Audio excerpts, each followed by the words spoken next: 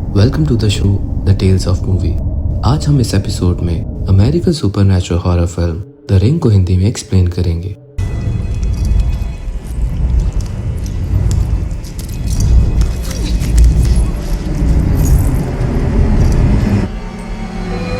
इस मूवी को गोर वर्बिन्स्की ने डायरेक्ट किया है और ये फिल्म 18 अक्टूबर 2002 में रिलीज हुई थी।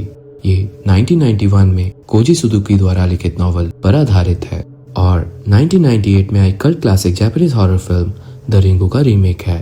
तो चलिए इस मूवी को एक्सप्लेन करते हैं। मूवी की शुरुआत में हमें दो टीनेजर लड़कियों को दिखाया जाता है जिनका नाम बेका और केटी था। यहाँ बेका केटी को बताती है कि उसने एक ऐसी शापित टेप के बारे में सुना है जिसे देखने के ठीक 7 दिन बाद टेप देखने वाले की रहस्यमय तरीके से मौत हो जाती है। तभी केटी घबरा जाती है और बताती है कि आज से ठीक 7 दिन पहले वो अपने बॉयफ्रेंड और उसके 2 दोस्तों के साथ छुट्टियां मनाने शेल्टर माउंटेन गई हुई थी और वहां उन्होंने भी उस टेप को देखा था। पर इस बात को बेका सीरियसली नहीं लेती। तभी अचानक वहां अजीबोगरीब घटनाएं होने लगती हैं। केटी के फर्स्ट फ्लोर पर रखा टीवी बार बार अपने आप ही ऑन हो रहा था। केटी उसे बार बार बंद कर रही थी, फिर भी वो खुद ही चालू हो रहा था। तभी ये बात वो बेका को बताने सेकंड फ्लोर पर जाती है जहां एक रूम से पानी निकलने दिखता है और जैसे ही वो उस रूम में जाती है टीवी पर वही शापित वीडियो चल रहा होता है और यहाँ केटी की भी रहस्यमय तरीके से मौत हो जाती है। इसके बाद हमें एक स्कूल का सीन दिखाया जाता है जहाँ हम एडन केलर नामक एक बच्चे को देखते हैं। एडन की माँ रेचल उसे लेने आती है जहाँ टीचर रेचल को बताती है कि आजकल एडन अजीब से चित्र बनाने लगा है जहाँ उसकी कजन केटी पानी में डूबकर मर रही है। यह सुन रेचल कहती है कि एडन केटी के बहुत करीब था। अब क्योंकि 3 दिन पहले ही केटी की मौत हुई है इसलिए वो उसके गम में है और उसे बाहर आने के लिए थोड़ा टाइम लगेगा। इस पर टीचर कहती है कि उसे गुजरे 3 दिन हो गए हैं पर एडन ये तस्वीर पिछले 7 दिन से बना रहा है। वहीं घर पर पहुंच रात रेचल एडन से इस विषय पर बात करती है जिस पर एडन बताता है कि उसे खुद केटी ने ही बताया था कि वो बहुत जल्द मरने वाली है। अगले दिन रेचल और एडन केटी के फ्यूनरल में जाते हैं जहाँ केटी की माँ बहुत दुखी थी।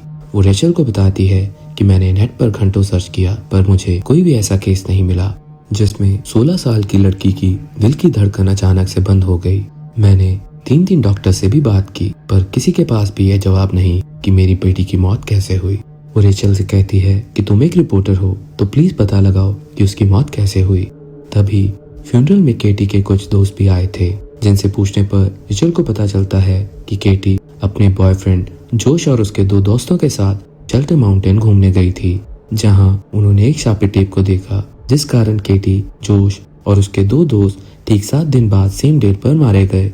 जिस रात केटी मारी गई उस दिन उसकी दोस्त बेका भी उसके साथ थी जो कि अब पागल हो गई है और पागल खाने में है।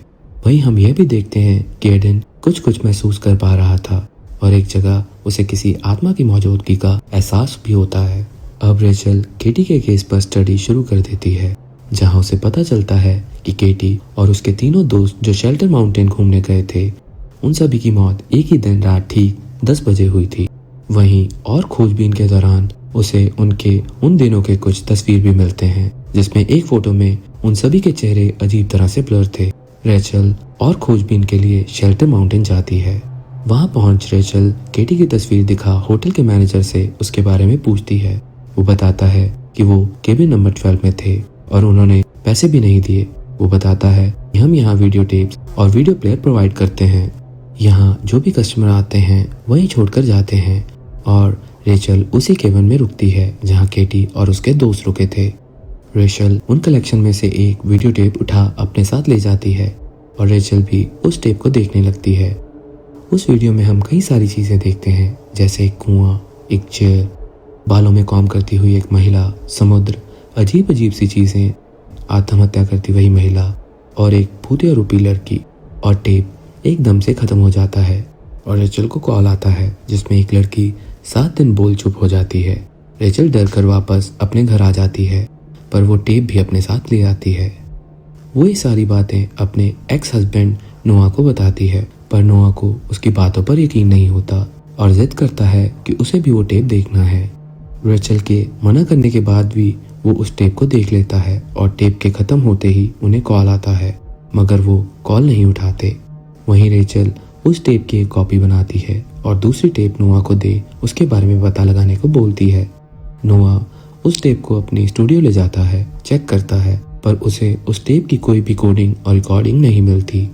वहीं दूसरी ओर रेचल उस टेप पर लगातार रिसर्च कर उसके हर एक दृश्य को बहुत ध्यान से देखते हैं।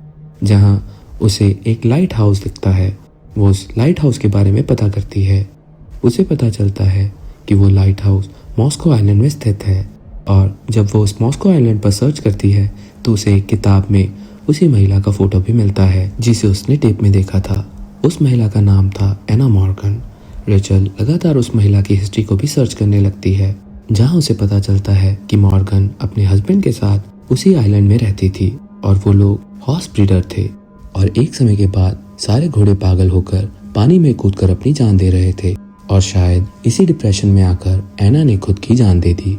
पर अभी तक इन मौतों का रहस्य किसी को पता नहीं चल पाया था।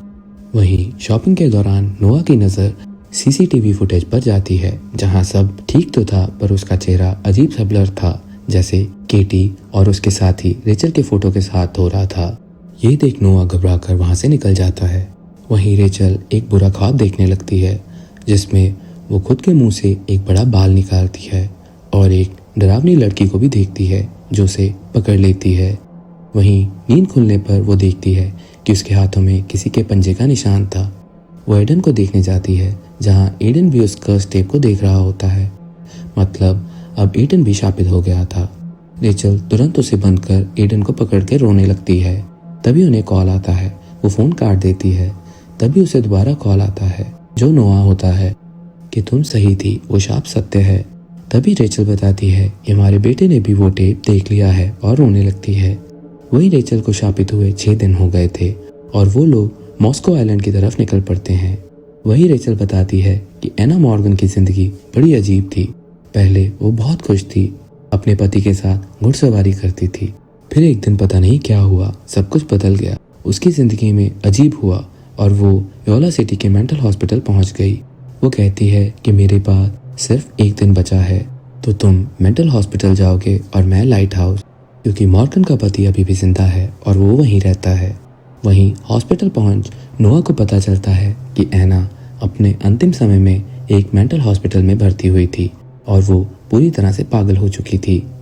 उसे यह भी पता चलता है कि एना का कई बार मिसकैरेज हुआ था, जिस कारण कभी भी वो मां नहीं बन सकती थी। नोआ को आगे किसी साइकेट्रिक सेशन के बारे में पता चलता है जो कि टेप नंबर SMO0015 में रिकॉर्ड थी, मगर खोजने पर उसे वो टेप नहीं मिलता। वो टेप वहां से गायब थी। वहीं लाइट हाउस जाने के दौरान रेचल को भी ये पता चलता है कि एना मॉर्गन की एक बेटी भी थी। पर जब रेचल आइलैंड पहुंच एना के पति से मिल पूछताछ करती है तो मिस्टर मॉर्गन उसे कुछ नहीं बताते और ये भी कहते हैं कि उनकी कोई भी बेटी नहीं थी। वो रेचल को जाने को कहते हैं। जब रेचल उनके घर को ध्यान से देखती है तो उसे याद आता है कि एडन ने इसी घर का चित्र बनाया था।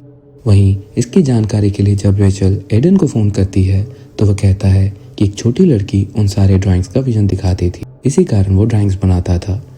वहीं रेचल अपने जांच के लिए वहां से एक डॉक्टर से मिलती है जो उस पूरे आइलैंड की एकमात्र डॉक्टर थी और बचपन से ही वो वहां रहा करती थी। वहीं एना मॉर्गन के बारे में पूछने पर वो डॉक्टर बताती है कि एना को हमेशा से ही एक बच्चा चाहिए था, पर वो कभी भी मां नहीं बन सकती थी। पर एक छुट्टी से घूमने आने के बाद मॉर्गन ने एक लड़की को अडॉप्ट कर लिया जिसका नाम समारा था। एना बहुत खुश थी, पर समारा के आते ही इस आइलैंड में अजीब घटनाएं होने लगी। मॉर्गन के सारे घोड़े पागल हो गए, समुद्र में कूद गए और एना को भी अजीब विजन आते थे। इसके बाद मैंने उन्हें एक साइकेट्रिक हॉस्पिटल में भेजा, जिसके बाद एना और समारा दोनों वापस कभी नहीं आए। पर ये आइलैंड वापस से नॉर्मल हो गया। रेचल वापस मिस्टर मॉर्गन के पास जाती है जहां उसे वही SM0015 वाली टेप मिलती है जो हॉस्पिटल से गायब हो गई थी। मतलब वो टेप मिस्टर मॉर्गन ने ही चुराया था। इसमें समारा का केस रिकॉर्ड था। रेचल उसे प्ले करती है जहां हमें पता चलता है कि समारा को भी नींद नहीं आती थी और इसी कारण वो आंख बंद करके कभी सोई नहीं। वहीं समारा के पास सुपरनैचुरल एबिलिटी थी, जिस कारण वो किसी के भी नाइटवेयर विजन दिखाकर उसे पागल कर सकती थी, चाहे वो इंसान हो या फिर जानवर। समारा ये भी बताती है कि उसकी माँ उसे बहुत प्यार करती है, पर उसके पिता घोड़ों से प्यार करते हैं और वो ये भी कहती है कि दूसरों को चोट पहुंचाना वो कभी भी बंद नहीं करेगी। तभी वीडियो चल रहा होता है कि मिस्टर मॉर्गन वहां आते हैं और उस टीवी को ले जाकर खुद को बाथटब में इलेक्ट्रिक शॉक दे मार देते हैं और मरने से पहले वो यह भी कहते हैं कि समारा कभी नहीं रुकेगी। रेचल बहुत डर जाती है। तभी वहां नॉ आ उसे संभालता है। दोनों मॉर्गन के अस्तबल में जाते हैं जहां उन्हें पता चलता है कि मिस्टर मॉर्गन समारा को अस्तबल में बने ऊपर रूम में रखते हैं। वहीं उस रूम में उन्हें एक ट्री की पेंटिंग भी दिखती है जिसे रेचल ने शेल्टर माउंटेन में देखा था। वो लोग तुरंत शेल्टर माउंटेन इन में जाते हैं और आज उस वीडियो को देख रेचल को 7 दिन हो गए थे, मतलब आज आखिरी दिन था। अब क्योंकि रेचल के पास ज्यादा वक्त नहीं था, नोआ गुस्से में वहां की चीजें इधर उधर फेंकने लगता है। तभी कॉटेज के एक पर्टिकुलर प्लेस पर कुछ मार्बल्स अपने आप इकट्ठे हो जाते हैं और वो ध्यान से देखते हैं वो जगह गीली होती है।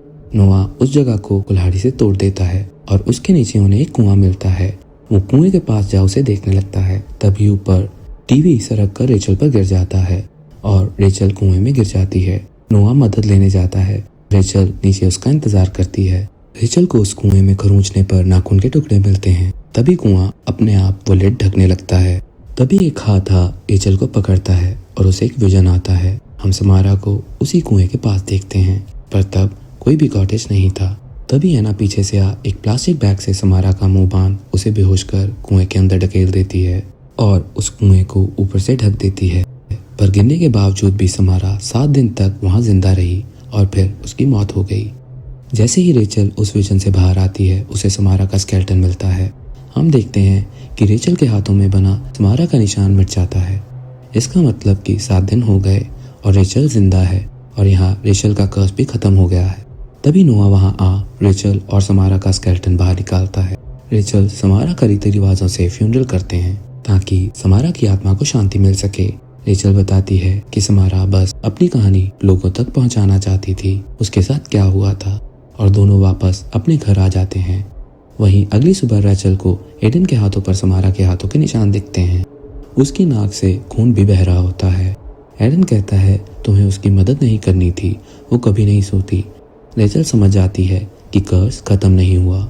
वो तुरंत नोआ को कॉल लगाती है क्योंकि नोआ को टेप देखे आज 7 दिन हो गए थे। वहीं दूसरी ओर नोआ अपने स्टूडियो में काम कर रहा था जहां पर रखी टीवी अपने आप ऑन हो जाती है और समारा उसी कुएं से निकल टीवी से बाहर आ जाती है और नोआ को मार देती है। रेचल नोआ के पास जाती है जहां अजीब हालत में नोआ की लाश मिलती है। रेचल बहुत रोती है कि समारा ने उसको क्यों नहीं मारा। तभी रेचल की नजर उसके बनाए हुए कर्स टेप की कॉपी पर पड़ती है। ये टेप उसने नोआ को छानबीन करने के लिए दिया था और अब उसे समझ आया था कि वो कैसे बच गई, क्योंकि रेचल ने उस टेप की कॉपी बना नोआ को दिखाई थी, जिससे समारा की कहानी आगे फॉरवर्ड हुई, जो समारा भी चाहती थी। मतलब कि अगर कोई वो टेप देख ले और उसकी कॉपी बना दूसरों को दिखा दे तो समारा उस दूसरे बंदे को मार डालेगी, ना कि कॉपी करने वाले को। मतलब टेप कॉपी करने से वो कर्स एक इंसान से दूसरे इंसान पर ट्रांसफर हो जाता है। अब ये समझने के बाद रेचल एडन के हाथों भी एक कॉपी बनवा देती है ताकि ये कर्स उससे हटकर दूसरे पर चला जाए और ये मूवी यहीं खत्म हो जाती है। हम बहुत जल्दी इसके आगे की कहानी को भी एक्सप्लेन करेंगे, इसलिए हमारे साथ जुड़े रहिए। अगर आपको हमारा ये हिंदी एक्सप्लेनेशन अच्छा लगा हो तो इसे लाइक करें और जी हाँ, अपने दोस्तों के साथ शेयर भी करें। हमारे चैनल को सब्सक्राइब जरूर कीजिए।